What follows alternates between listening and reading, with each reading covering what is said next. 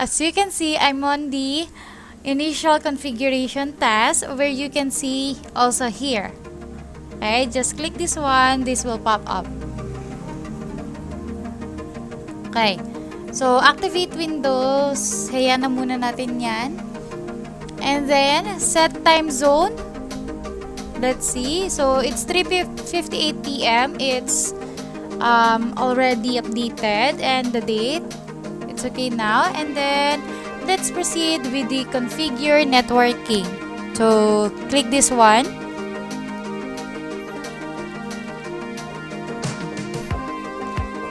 So, configure networking. Let's wait for it. You will go to your connections. Okay. There you go.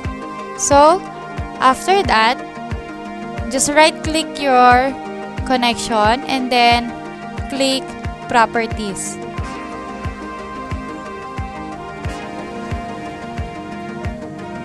Okay, so there you go. The properties of your network. Click the IP version 4. This one. Then click Properties or just double click this one. Wait for a while.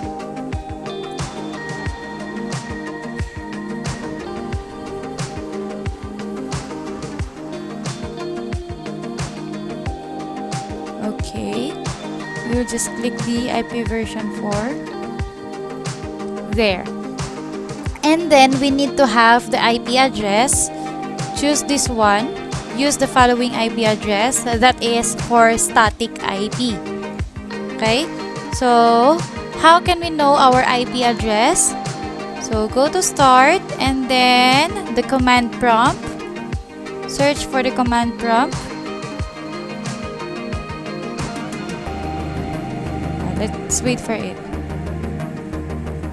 There.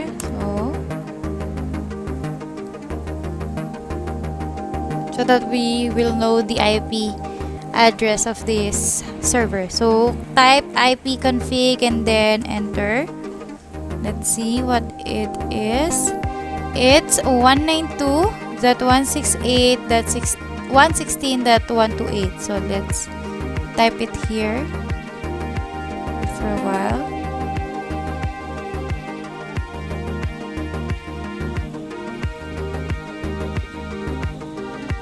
Type it here. 116.128 now. So 192.168.116.128. So our subnet mask is 255, of course. Our default gateway, let's see what it is. It's .2. Okay, so 192.168.116.2. So preferred DNS server, let's see. Let's find it. We could just simply type this one. It's 116.254. Yeah. Then click OK. Then OK. Let's wait for it. Then let's close this one. Also the command prompt. Let's close this. Okay. Now let's provide the computer name and domain name for this server. So let's change its computer name. Click this one. So there. Okay, click change and then change your computer name. So let's say for example this is server-pc. For now we don't have a domain because we don't have any forest name or any domain pa. Okay, so leave it blank muna. So word group muna siya. So click OK. Let's wait for it because you will required to restart your server or your Windows server. there you go. Before starting, save any open files if there are any. So okay, and then close, and then restart now. So let's wait for it to restart.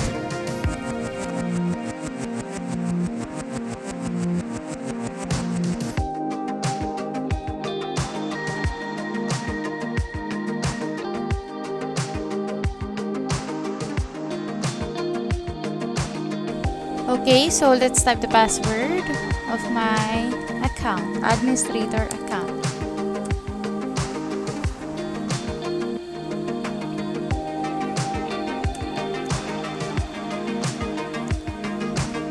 So there you go.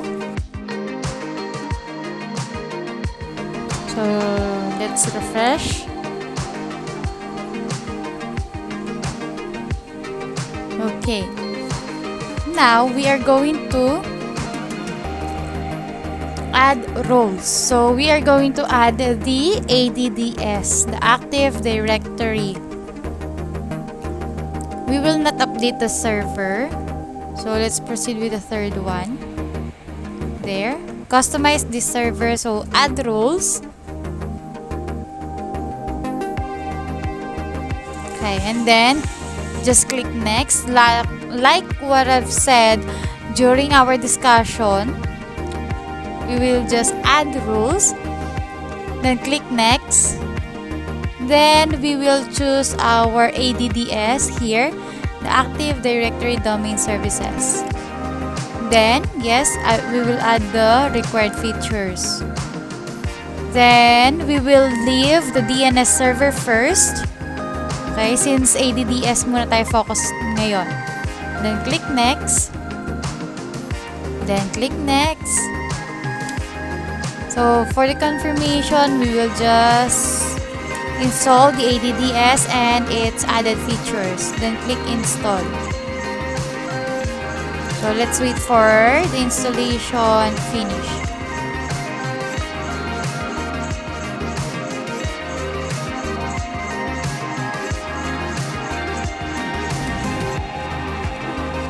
Okay, so there you go. So installation succeeded, the Active Directory Domain Services and its features. So let's just close this one. And then close muna natin siya. Okay. So now we are going to search the DC promo because we are going to install the forest, or we will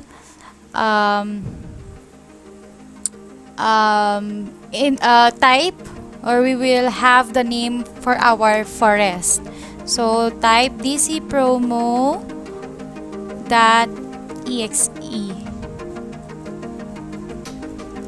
then enter. Let's wait for it.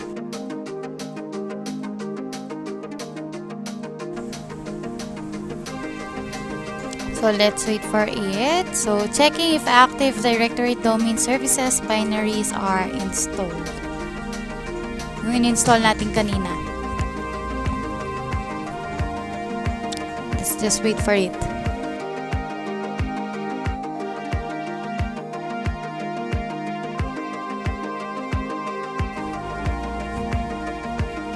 Okay. So here's the wizard of the ADDS installation.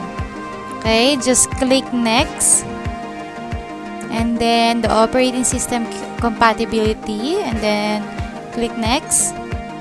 So here, the forest. Okay, we will choose the deployment configuration here, which is the forest. Like what I've said during our discussion, we will create a new domain in a new forest, then click next. Okay, so if you experience that error, go to computer management and then choose the user and groups, choose user and then choose the administrator, right click and then set password.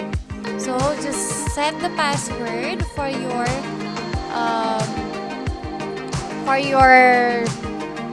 computer if you encounter that error a while ago. So we will just type the password. And then, okay. So let's go back to our forest.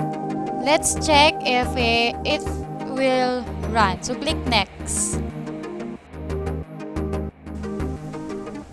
Okay, for our forest root domain, we will use sam.local. Sam for system administration and maintenance. So click next. So it will just verify the forest domain. Let's just wait for it.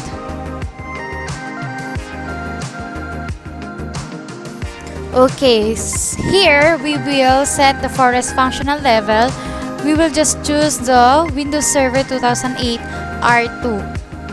And then click next. Then let's wait for a moment. And then as you can see, the DNS server is already checked. So we will just click next. And let's wait for it.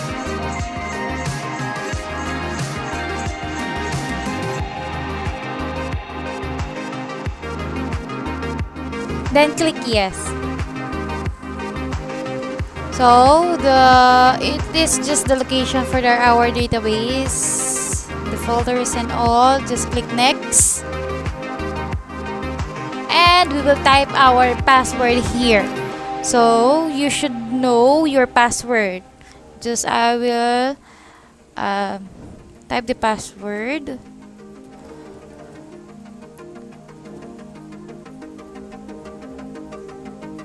Okay, then click next. After that, next. And then let's wait for this one. It will reboot your PC.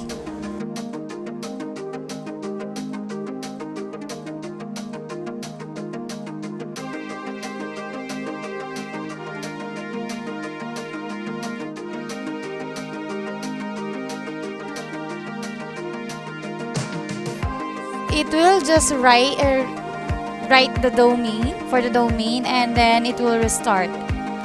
So wait for this one.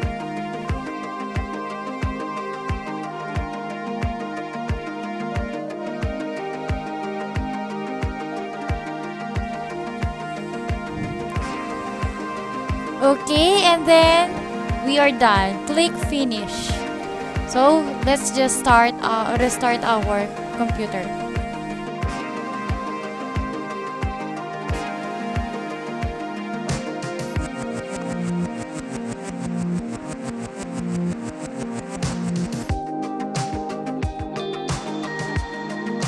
Okay, so after restarting, you will just type your password on your Forest account.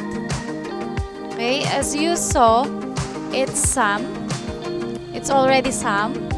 Okay, the name of the computer is Sam because that is our Forest name. If you still remember, sam.local. Okay, so we will just type the password. Wait for it. So if you type the password incorrect many times, that will be the consequence.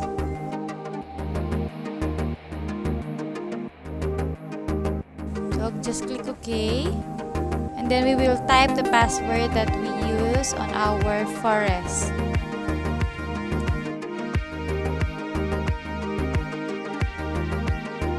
And that's it. So we already set up the domain controller. For our next video, we are going to talk about on how we are going to create a user. So as you can see there, our computer name is already server-pc/sam.local for our Forest. So that's it for this video. I hope you enjoy it and learn something from it. Good day, everyone!